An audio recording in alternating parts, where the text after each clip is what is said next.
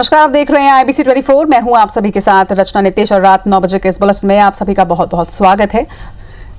उत्तराखंड के चमोली जिले में ग्लेशियर फटने से बड़ी तबाही हुई है। चमोली जिले के जोशीमठ में ग्लेशियर टूटने से धौली गंगा नदी में बाढ़ आई है और इससे ऋषि गंगा प्रोजेक्ट को नुकसान भी पहुंचा है। पहाड़ से आया मलबा इस प्रोजेक्ट के टनल में फंस गया है और अच्छी बात ये रही कि इस टनल में फंसे 16 लोगों को निकाल लिया गया है। ITBP और SDRF के जवानों को इस टनल से लोगों को निकालने में कामयाबी मिली है। वहीं एक दूसरी टनल में भी कई लोगों के फंसे होने की आशंका जताई जा रही है। शुरुआती जानकारी के मुताबिक दूसरी टनल काफी बड़ी है और इसमें कितने लोग हैं इसकी जानकारी अब सुबह अंदर जाने पर ही पता चल सकेगी। इधर उत्तराखंड के CM त्रिवेंद्र रावत ने घटनास्थल पर पहुंचकर स्थिति की जानकारी ली है। उन्होंने कहा है कि अब तक 8 लोगों के शव निकाले जा चुके हैं। मुख्यमंत्री ने मृतकों के परिजनों को 4-4 लाख के मुआवजे का भी ऐलान किया है। इधर PM मोदी ने भी CM त्रिवेंद्र रावत से बातचीत की है और कहा है कि केंद्र हर संभव मदद करेगा। इसके साथ ही राहत की बात यह है कि नदी का जल स्तर धीरे धीरे कम हो रहा है। फिलहाल सभी थानों और नदी किनारे बसी आबादी को सतर्क रहने के निर्देश दिए गए हैं। वहीं ऋषिकेश में भी अलर्ट जारी कर दिया गया है।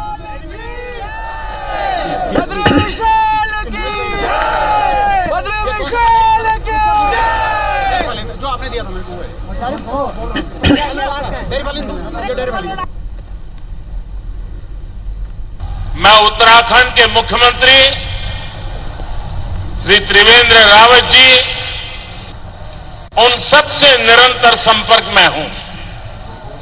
वहां पर राहत और बचाव का कार्य पुरजोश करने का प्रयास चल रहा है। तो उत्तराखंड में आज जल प्रलय की ये तस्वीरें, हालांकि रेस्क्यू ऑपरेशन यहां पर जारी है और रेस्क्यू ऑपरेशन कर कई लोगों को बचाया जा चुका है। ITBP और NDRF की टीम ने ये रेस्क्यू ऑपरेशन चलाया और ये तस्वीरें आप देख रहे हैं कि टनल से जब एक व्यक्ति को बाहर निकाला गया तो किस तरह से उसकी खुशी का ठिकाना न रहा।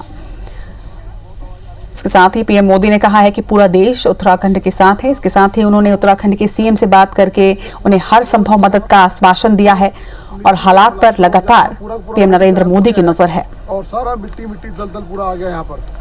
ये लगभग 945 फीट तक हुआ है। अब रुक करेंगे छत्तीसगढ़ की खबरों का। छत्तीसगढ़ के मुख्यमंत्री भूपेश बघेल 2 दिवसीय असम दौरे पर हैं। उनके साथ असम के प्रभारी सचिव विकास उपाध्याय भी हैं। मुख्यमंत्री भूपेश बघेल ने असम के शिवसागर जिले के अहमगिरी विधानसभा में बैठक ली है। इसके साथ ही एक सभा को भी उन्होंने संबोधित किया।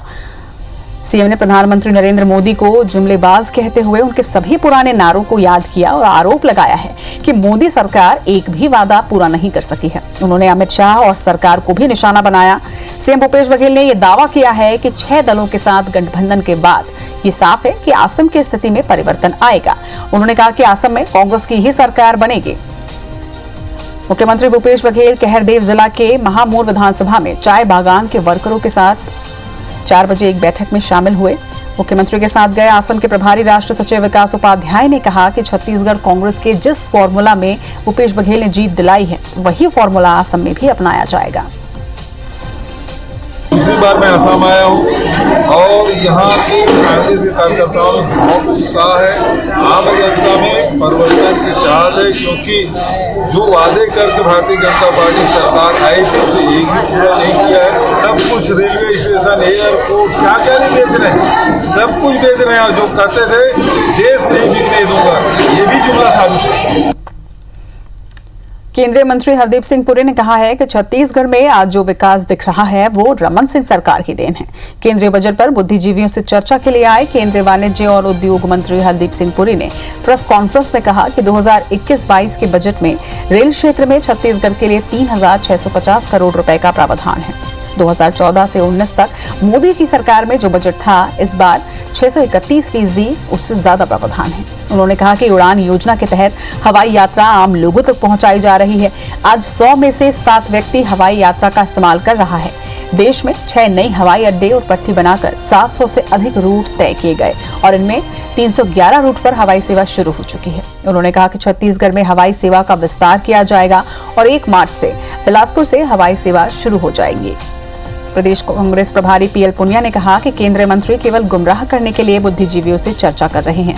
सरकार देश के गिने चुने अपने पूंजीपतियों को फायदा पहुंचाने के लिए नीतियां बना रही है। छत्तीसगढ़ में विकास का काम आपके नेतृत्व में हुआ है।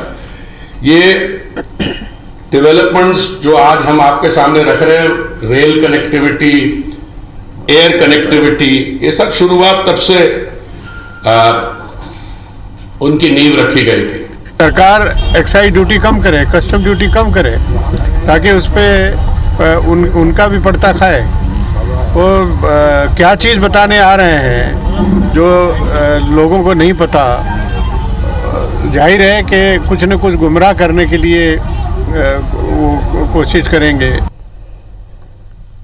केंद्रीय मंत्री हरदीप सिंह पुरी रायपुर के सर्किट हाउस में आयोजित बजट पर बुद्धिजीवियों के सम्मेलन में शामिल हुए। उन्होंने कहा कि हर बजट की प्राथमिकता तय होती है।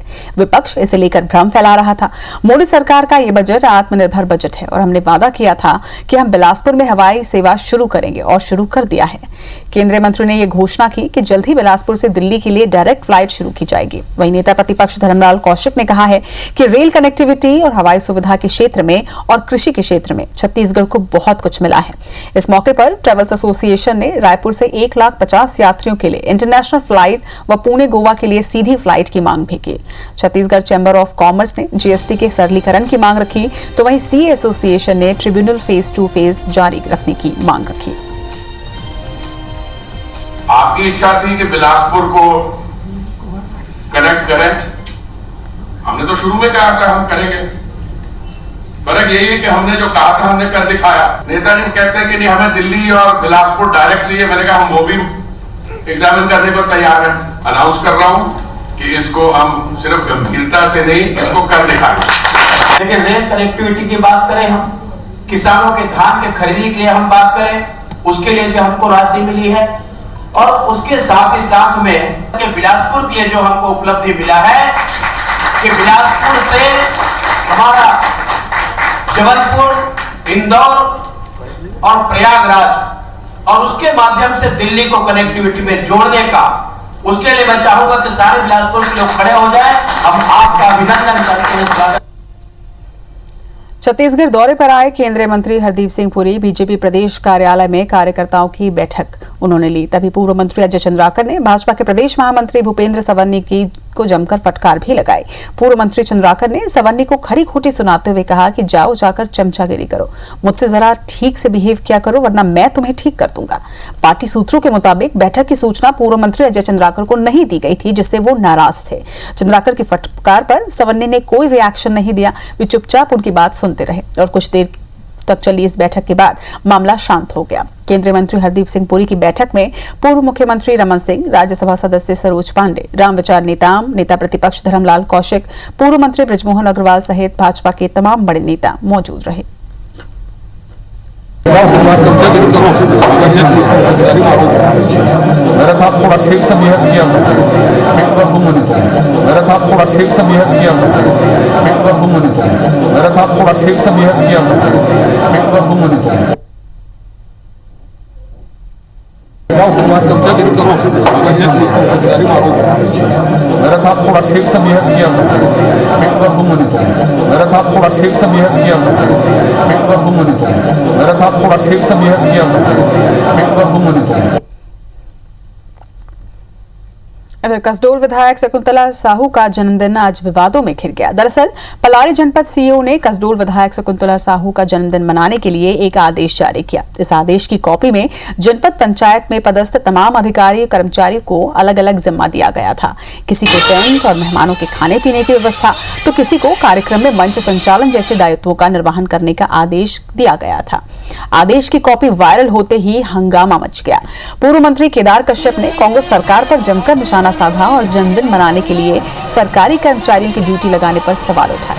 आदेश की कॉपी का वायरल होते ही जिला पंचायत सीईओ ने जनपद पंचायत सीईओ को कारण बताओ नोटिस जारी किया है, तो वहीं कलेक्टर ने कार्यक्रम रद्द करने का आदेश दिया। उधर इस मामले में पलारी जनपद सीईओ आदेश जारी करने की बात तो कबूली, लेकिन कैमरे के आगे कुछ भी कहने से मना कर दिया। कसडोल विधायक शकुंतला साहू ने भी इस मसले पर बयान देने से मना किया है।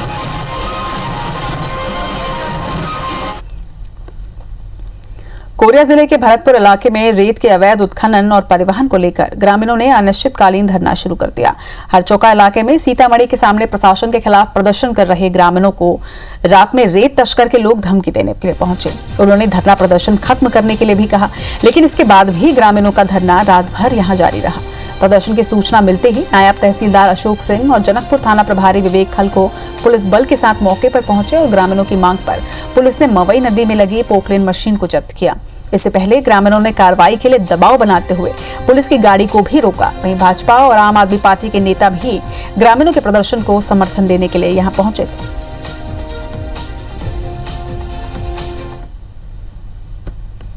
रायपुर के हीरापुर के बाद कबीर नगर की आरडीओ कॉलोनी में एक और नकली शराब बनाने वाली फैक्ट्री का भांडाफोड़ हुआ है। आरोपी कुलवंत सिंह से पूछताछ के बाद दूसरी फैक्ट्री का खुलासा हुआ। उसने ही कबीर नगर की आरडीओ कॉलोनी में एक और नकली शराब बनाने वाली फैक्ट्री संचालित होने की बात बताई, जिसके बाद पुलिस ने दबिश देकर गुरमेल सिंह के कब्जे से बड़ी मात्रा में यहां से कच्ची शराब और स्पिरिट के साथ ही केमिकल भी जब्त किया। पुलिस ने दोनों आरोपियों पर आबकारी एक्ट की धाराओं में मामला दर्ज करते हुए उन्हें गिरफ्तार किया है। वहीं स्थानीय लोगों ने कबीरनगर थाने में दोनों ही फैक्ट्रियों के खिलाफ कई बार शिकायत दर्ज की थी, लेकिन कभी भी कोई कार्रवाई नहीं हुई, जिसके इलाके की पुलिस पर भी अब सवाल खड़े हो रहे हैं। वहीं डीजीपी डीएम अवस्थी कई बार ये चेतावनी दे चुके हैं कि अगर किसी भी थाना क्षेत्र में अवैध शराब के मामले आए तो सीधे थानेदार जिम्मेदार होंगे। देखना यह है कि राजधानी रायपुर में एक ही थाना इलाके में 2 नकली शराब बनाने वाली 2 फैक्ट्रियों का खुलासा होने के बाद कबीर नगर पुलिस पर क्या कार्रवाई होती है।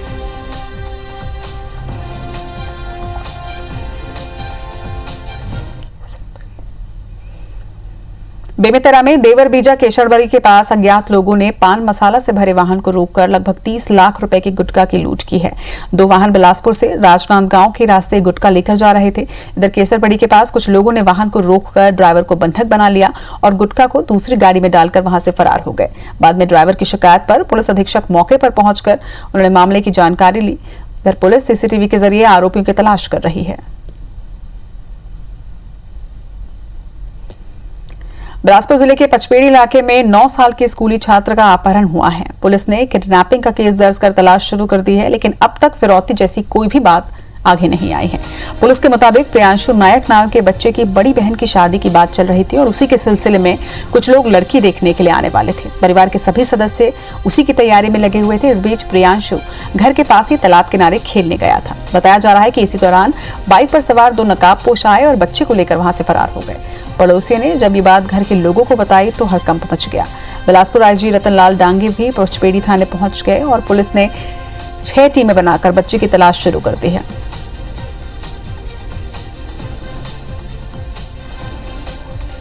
नहलाने के लिए उसको ढूंढने गए तो एक लड़का के साथ में है करके उसको पता करवाया, ओम नायक।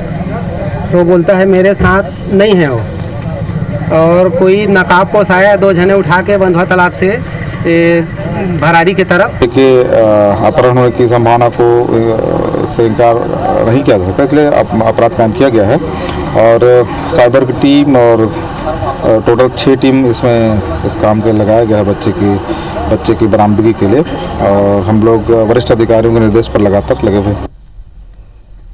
बड़ी उम्मीदों से खेत में धान की फसल उगाने वाले किसान की हसरत थी कि वो उन्हें मंडी में बेचे, लेकिन उसके साथ कुछ ऐसा हुआ कि उसे टोकन नहीं मिल पाया। बस इसी बात ने एक किसान को कातिल बना दिया। मौत की आगोश में समाये इस शख्स का नाम है इग्नासूस खलखो, जो धान खरीदी केंद्र का कंप्यूटर ऑपरेटर है। इसे ये बेरहम मौत रुधर नाम के इस दरिंदे ने दी है, जो कुनमेरा के सहकारी समिति में धान बेचने के लिए टोकन लेने आया था और इग्नासूस खलखो ने टोकन देने से इनकार कर दिया। यही वजह मौत का कारण बन गई। टोकन के बारे में साहब समझा बुझा देखा, गाँव वाले भी नहीं समझा बुझा देखा तो वो तो नहीं मानता है, इसलिए मैं मारा साहब। क्या चीज से मारे? टंगा से। वो सो रहा था, मैं सो के उठ के मैं जाके मारा। 4 जनवरी को जब कंप्यूटर ऑपरेटर घर में सो रहा था तो आरोपी ने उसे कुल्हाड़ी से वार कर मौत के घाट उतार दिया। सुबह परिजनों को इस खूनी वारदात का पता चला। 2 दिन की तफ्तीश के बाद पुलिस ने आरोपी को घर दबोचा है। 25 से 30 लोगों का बयान दर्ज किया गया। घटना को कड़ी टू कड़ी जोड़ने का प्रयास किया गया। तो यह बात सामने आया कि रुदन तिर्की को मौके वहीं गांव में ही दूसरे दिन उसको पकड़कर कड़ाई से पूछताछ किए 2 दिन में। तो यह उनके द्वारा जो है घटना को करना स्वीकार किया। धान और किसान छत्तीसगढ़ के सबसे संवेदनशील मुद्दे हैं, लेकिन समर्थन मूल्य पर धान बेचने के लिए टोकन नहीं देने पर कत्ल की शायद ये प्रदेश की पहली वारदात है। रोशन सोनी, IBC 24, अंबिकापुर। फरवरी में छत्तीसगढ़ के अन्य जिलों में किसानों को टमाटर की फसल औने पौने दाम पर बेचनी पड़ रही हो, लेकिन पत्थल गांव के किसानों ने टमाटर का रकबा कम करके मिश्रित खेती शुरू कर दी है। कृषि विशेषज्ञों की सलाह पर जशपुर जिले के किसान इस मौसम में अच्छे भाव में टमाटर बेचकर काफी खुश हैं। यहाँ के हाट बाजारों में इन दिनों कम उपज के चलते टमाटर का चिल्हर भाव 10 रुपए प्रति किलो पर स्थिर बना हुआ है। तो वहीं थोक व्यापारी भी किसानों को 5 से 6 रुपए प्रति किलो के भाव से भुगतान कर रहे हैं। इस बार टमाटर की खेती में अच्छा है और टमाटर का रेट ठीक ठाक चल रहा है, जो हम लोग को संतुष्टि है। कलेक्टर साहब हमन ला मिश्रित खेती करे बर किसान मन ला बहुत जोर दे रहे और हमन मिश्रित खेती करके अभी सब किसान मन खुशहाल हन।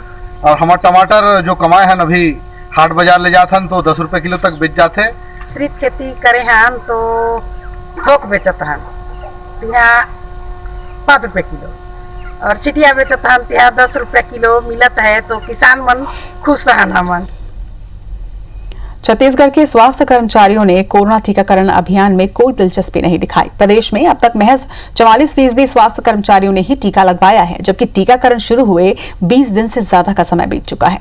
16 जनवरी से शुरू हुए टीकाकरण में शुरुआती दिनों में तेजी से लोगों ने टीके लगवाए, लेकिन कुछ दिन बाद ही टीका लगवाने वाले स्वास्थ्य कर्मियों की संख्या कम हो गई। इधर केंद्र सरकार ने स्वास्थ्य कर्मियों को टीके का पहला डोज लगाने का अंतिम तारीख तय कर दिया है। केंद्र सरकार ने राज्यों को निर्देश दिए हैं कि सभी राज्य 20 फरवरी तक स्वास्थ्य कर्मियों को पहला डोज लगाने का काम पूरा कर लें, जिससे स्वास्थ्य कर्मियों को दूसरा डोज और फ्रंटलाइन वॉरियर्स को टीका लगाने का काम शुरू किया जा सके। बता दें कि प्रदेश में 3,86,000 स्वास्थ्य कर्मियों का टीकाकरण का टारगेट है, जबकि अभी तक 1,31,000 लोगों को भी कोरोना का टीका लग सका है। साल भर में किसी स्टूडेंट ने स्कूल की चौखट ना देखी हो और सीधे एग्जाम देने के लिए जाए। साल भर से उसने कोई ऑनलाइन क्लास अटेंड ना की हो और सीधे ऑफलाइन एग्जाम देने जाए। क्या ऐसा हो सकता है कि बिना पढ़े लिखे ही सीधे एग्जाम में बैठने का मौका मिल जाए? मगर इस बार 10वीं और 12वीं की परीक्षा में यही होने जा रहा है। 10वीं और 12वीं के बोर्ड एग्जाम की तैयारियों में जुटे रायपुर के इन 3 जुदा-जुदा स्टूडेंट्स की कहानी कुछ ऐसी है, जो तीनों को एक करती है। ये है कांति साहू, 10वीं कक्षा के स्टूडेंट। घर पर फोन नहीं होने के कारण ये एक भी ऑनलाइन क्लास अटेंड नहीं कर पाई। इसी तरह 12वीं क्लास के स्टूडेंट निशा के पापा नहीं हैं और भाई के पेमेंट से घर चलता है। पेमेंट इतना नहीं कि वो हर महीने नेट पैक का रिचार्ज करा सके। अपने क्लास के टॉपर हर्ष ने भी ज्यादा ऑनलाइन क्लासेस अटेंड नहीं की है। तैयारी तो उतनी अच्छे से हो रही नहीं है, क्योंकि मैं एक भी ऑनलाइन क्लास अटेंड नहीं की। घर पे एक फ़ोन है और फिर हम लोग 4 भाई बहन हैं। बहुत डर तो बहुत लग रहा है। नेट का इशू है और वहाँ पर नेटवर्क का प्रॉब्लम है, कभी आता है कभी जाता है, अच्छे से पढ़ाई नहीं होता है, बहुत दिक्कतें होती हैं पढ़ने में। नेट का तो इशू रहता ही था और उसके साथ साथ परिवार का भी आर्थिक स्थिति ठीक नहीं है। जैसे कई बार पेमेंट लेट आ रहा है पापा का, तो भी बहुत सारी तकलीफ आ जाती थी कि नेट कभी नहीं भरा पाए कभी। ये कहानी सिर्फ इन 3 स्टूडेंट्स की नहीं है, बल्कि इनकी संख्या सैकड़ों नहीं हजारों में है, जिनके घर या तो फोन नहीं है तो घर के लोग काम में जाते वक्त ले जाते हैं, अगर है तो स्मार्ट एंड्रॉइड फोन नहीं है या फिर नेट पैक रिचार्ज नहीं करा पा रहे। दरअसल कोरोना काल में स्कूल बंद होने के बाद सभी स्कूलों में इस बार ऑनलाइन ही पढ़ाई हुई। माध्यमिक शिक्षा मंडल की ऑनलाइन क्लासेस में प्रदेश के महज 10% छात्र ही शामिल हुए हैं। स्कूलों से टीचर्स की ओर से संचालित होने वाली क्लासेस का हाल भी कुछ ऐसा ही है, लेकिन फिर भी साल भर स्कूल की चौखट नहीं देखने वाले और एक भी ऑनलाइन क्लास अटेंड नहीं करने वाले सभी स्टूडेंट्स को इस बार एग्जाम में शामिल होने का मौका मिलेगा। आपको बता दें कि छत्तीसगढ़ माध्यमिक शिक्षा मंडल की ऑफलाइन एग्जाम की तैयारी चल रही है। इस बार 10वीं में 4,62,000 और 12वीं की परीक्षा में 2,83,000 छात्र शामिल होंगे। प्रिया पांडे, IBC 24, रायपुर। कबीरधाम जिले का भोरमदेव अभयारण्य हिरणों के लिए काफी अनुकूल है। यही कारण है कि 10 साल पहले पंडरिया के बंदौरा गांव के जंगल में हिरण पुनर्वास केंद्र बनाने का काम शुरू किया गया था, जहां भटके हिरण और सांभर की देखभाल के अलावा प्रजनन पर काम किया जाना था। वन विभाग को कुछ फंड भी मिला था, लेकिन उसके बाद फंड नहीं मिलने से योजना ठंडे बस्ते में चली गई। 10 सालों तक कागजों में चल रही योजना पर अब विभाग की नींद टूटी है और अब यहाँ हिरण व सांभर की प्रजाति बढ़ाने के उपायों पर काम शुरू किया गया है। हिरण को पसंद आने वाले घास के मैदान के साथ पानी की व्यवस्था भी यहाँ की जा रही है। इसके साथ ही लोगों को वन्य जीवों के प्रति जागरूक भी किया जा रहा है, ताकि जंगल से भटक कर आए जानवरों को सुरक्षित रखा जा सके। अगर वन विभाग की योजना कारगर हुई तो सांभर और हिरण की प्रजाति को संरक्षित करने में जरूर मदद मिलेगी। भोरमदेव अभयारण्य में प्रे बेस बनाने के लिए और इनका स्पॉटेड डियर, सांभर, इनके संरक्षण के लिए कार्य योजना बना रहे हैं। तो हम लोग अब जल्दी ही ऐसी स्थिति में आने वाले हैं जहां पे ये सब अप टू डेटेड रहेगा। बस्तर प्राकृतिक खूबसूरती और पर्यटन के लिए तो खूब मशहूर है, लेकिन एडवेंचर स्पोर्ट्स के लिए भी जिला प्रशासन का प्रयास यहां सराहनीय है। जगदलपुर के मेंद्री घूमर जलप्रपात में बस्तर कलेक्टर रजत बंसल और वन विभाग के मुखिया स्टाइलो मंडावी ट्रैकिंग करने का नजारा सबको बस्तर की सुंदरता की ओर खींच रहा है। अधिकारी खुद ये बताने की यहाँ कोशिश कर रहे हैं कि बस्तर में इस तरह के एडवेंचर स्पोर्ट की कितनी संभावनाएं हैं। इसके लिए बकायदा इस दिशा में काम करने वाले युवाओं को भी जोड़ा जा रहा है, जो पर्यटकों को सुरक्षित ट्रैकिंग और एडवेंचर स्पोर्ट्स का लुत्फ उठा सकें। फिलहाल चित्रकूट में ही कई एडवेंचर स्पोर्ट्स से जुड़ी एक्टिविटी जारी है। इसके अलावा आसपास के जलप्रपात में भी इस तरह की संभावनाएं तलाशी जा रही हैं। तामड़ा घूमर में हमारे बस्तर की ही बेटी नैना धाकड़ हैं, वो बहुत अच्छे से बहुत सालों से माउंटेनियरिंग कर रही हैं। उनके माध्यम से हमने गांव के बच्चों को ट्रेन किया एडवेंचर स्पोर्ट्स में, और पूरे सुरक्षा इक्विपमेंट के साथ वो लोग वाटर रैपलिंग, रॉक क्लाइंबिंग, केव क्लाइंबिंग, इस तरह के अनेकों एडवेंचर स्पोर्ट्स बस्तर में अलग अलग पंचायतों में कर रहे हैं। मेंद्री घूमर में देखेंगे तो वहाँ कैंपिंग स्टार्ट हो चुका है। चित्रकूट में कैंपिंग और एडवेंचर स्पोर्ट्स, पैरामोटर और जिपलाइन ये स्टार्ट हो चुका है। और अगर देखा जाए तामड़ा घूमर में भी और मिचनार में भी रॉक क्लाइंबिंग और रैपलिंग स्टार्ट हो चुका है। ये सारे एक टूरिज्म के ग्रो होने के बाद बहुत ज़्यादा संभावनाएं लोकल प्लेयर्स के लिए बढ़ रही हैं। गौरला पेंड्रा मरवाही जिले के स्थापना दिवस के अवसर पर मनाए जा रहे अरपा महोत्सव की आज शुरुआत हुई, जिस अवसर पर यहां भव्य साइकिल रैली आयोजित की गई। अमरकंटक और अचानकमार टाइगर रिजर्व की सीमाओं में केवची से 50 किलोमीटर लंबी साइकिल रैली हुई, जिसमें इंटरनेशनल और नेशनल लेवल के खिलाड़ियों ने शिरकत की। जिले के कलेक्टर और एसपी ने भी पूरे 50 किलोमीटर साइकिल चलाई। वहीं समापन के अवसर पर विजेताओं को पुरस्कृत किया गया। इस अवसर पर मरवाही विधायक भी मौजूद रहे। साइकिल चालक जिन रास्तों से गुजरे उन पर फूल बरसाकर उनका उत्साह बढ़ाया गया।